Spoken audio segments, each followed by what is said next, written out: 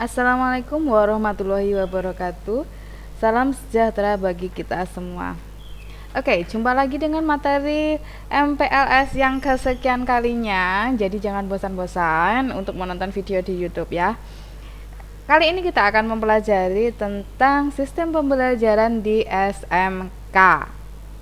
Oke, untuk pertamanya kita akan mengetahui terlebih dulu apa sih kelebihan bersekolah di SMK itu.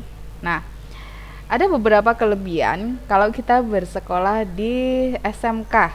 Di antaranya adalah lulusan SMK itu sudah pasti siap bekerja. Karena apa? Kita sudah punya skill atau keahlian tertentu sesuai dengan jurusan kalian masing-masing.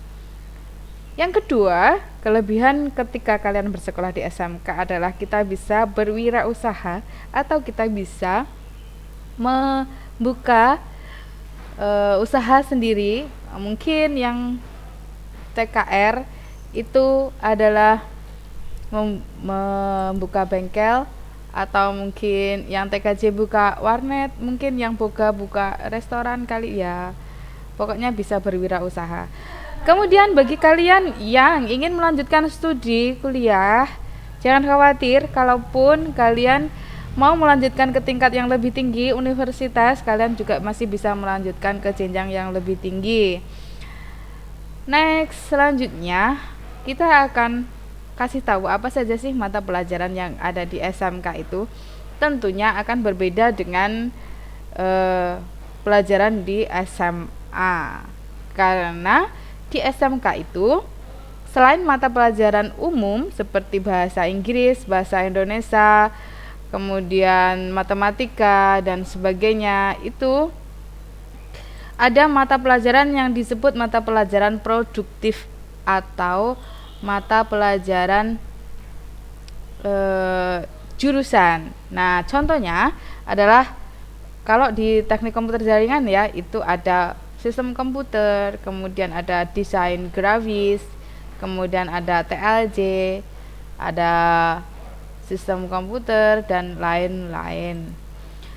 Selanjutnya, yang menjadi ciri khas dari sekolahan SMK itu adalah kalian harus menjalani program prakerin atau program kerja industri. Praktek kerja industri, maaf salah.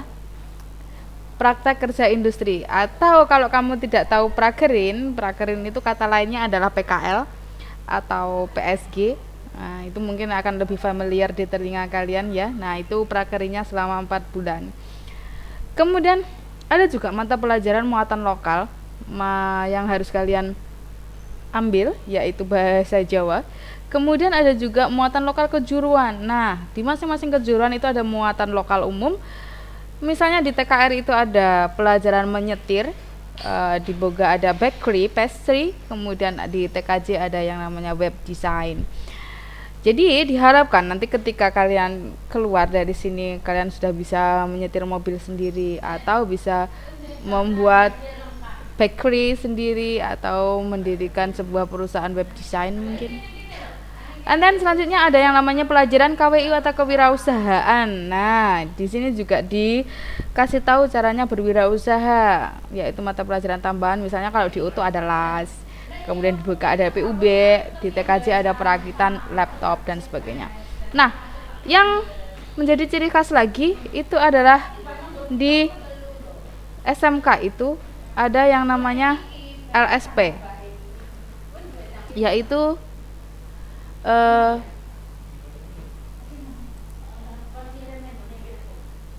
diadakannya di kelas 12 ya, LSP itu. Lah, nanti kalau kalian dapat kalau mengikuti LSP itu nanti akan dapat sertifikat yang bisa menjadi penunjang bagi kalian untuk melamar suatu pekerjaan di sebuah perusahaan yang kalian inginkan. Nah, lalu ujian apa aja yang ada di SMK itu? Ujiannya di SMK itu ada beberapa yang harus kalian ikuti, yaitu ulangan harian atau UH, ujian tengah semester itu dilaksanakan di pertengahan semester, kemudian ujian akhir semester atau PAS itu sudah kalian tahulah, SMP juga ada UTS, ada UAS juga. Kemudian yang agak berbeda itu adalah di kelas 12, yaitu di ujian akhirnya ada UKK atau LSP dan juga ada ujian sekolah. Next, tentang kenaikan kelas. Syarat apa aja yang harus kalian penuhi untuk bisa naik kelas?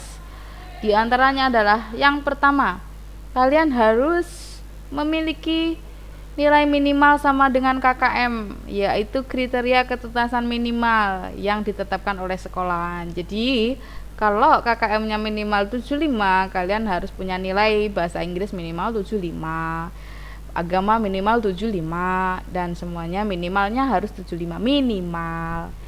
Oke. Kemudian yang kedua adalah memperoleh nilai minimal baik pada sikap, perilaku, budi pekerti, akhlak mulia peserta didik. So, selain pengetahuan, kalian itu juga akan dinilai dalam hal attitude atau sikap, akhlak. Nah, itu juga dinilai juga karena itu penting banget ya. Kalian pinter doang tapi nggak ada akhlak ya sama aja bohong. Kemudian yang ketiga adalah rata-rata kehadiran kumulatif sekurang-kurangnya adalah 90% kehadiran. Bagi kalian yang SMP-nya hobi bolos, bisa dipastikan tidak akan naik kelas di SMK karena di SMK itu berlaku sistem point reward yang apabila kalian bolos itu akan dapat poin 8. Jadi tinggal kalikan aja berapa kalian bolos, tinggal kalikan 8. Kalau sudah mencapai 80 atau 100, wassalam. Oke, selanjutnya menempuh mata pelajaran sesuai dengan rencana pembelajaran yang disusun. Jadi kalian harus mengikuti setiap mata pelajaran itu sesuai yang sudah direncanakan, sesuai jadwal masing-masing. Dan ini adalah tampilan jadwal kalian, yaitu berupa kolom-kolom merah, kuning, hijau kayak lampu stopan kan ya. Nah, ini akan saya jelaskan masing-masing. Nah, di kolom kiri ada hari Senin, Selasa, Rabu, Kamis, Jumat. So, di sini cuma ada 5 hari, berarti kalian hanya akan bersekolah selama 5 hari. Dimulai dari hari Senin sampai dengan Jumat. Dan di sebelahnya ada waktu, itu menunjukkan jam 7 sampai jam 15.30 atau setengah 4 sore. Itu berarti di SMKN 1 Mbadikan itu menerapkan sekolahan full day school alias pelajarannya sampai sore. Nah, mungkin dalam hati bertanya, loh Bu, ini kan pandemi, masa iya sampai jam setengah 5 sore? Itu adalah pengecualian.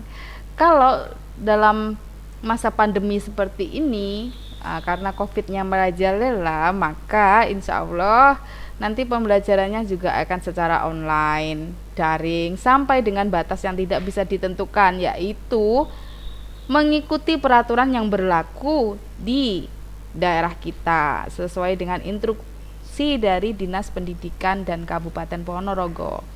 Selanjutnya di sebelah sini ini loh, apa ini Bu? Nomor 26, 9, 59, 17, 14.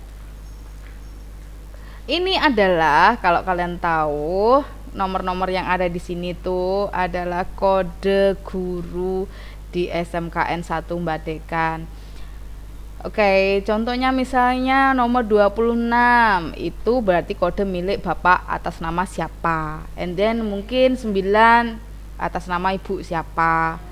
53 Bapak siapa. Lah itu nanti akan ada sendiri. Jadi kalau ditulis nama itu akan sangat panjang sekali, maka tidak akan cukup dalam satu lembar kertas. Jadi kita efisiensi, kita jadikan angka aja sebagai kode guru. Kemudian next itu adalah ini nih, kode guru SMKN 1 Mbadikan. Ada banyak ya, ada 71 semuanya. Oke. Contoh misalnya nomor 1 adalah Dr. Andes Uditias Arinto MM. Dia adalah headmaster of our school, kepala sekolah kita. Kemudian ada juga kode nomor 9 ada Pak Jemarin ST misalnya. Kemudian ada kode 37 Bu Endah Sri Mindari, ya, dia mengajar PPKN seperti itu. Mungkin ada juga nanti nomor 24 atas nama Ibu Ririn Dwi Oktawulandari. Beliaunya adalah mengajar bahasa Inggris seperti itu. Jadi angka-angka di situ adalah kode guru yang mengajar di SMKN Negeri 1 Badekan. Oke, lalu tugas untuk kalian adalah menuliskan nama-nama guru yang mengajar di kelas kalian pada hari Senin sampai dengan Jumat. So, kalian harus mengulang kembali video ini pada kode-kode guru dan sekaligus melihat jadwal kelas kalian. Nah, gimana Bu ngumpulinnya Bu, tugasnya Bu? Ya, ini nanti kalian tuliskan jawaban kalian, jadwal kalian lengkap kode guru itu di sebuah lembaran kertas, lalu kalian foto. Nah, nanti operator akan mengirimkan Google Form untuk mengupload foto tugas kalian. Oke.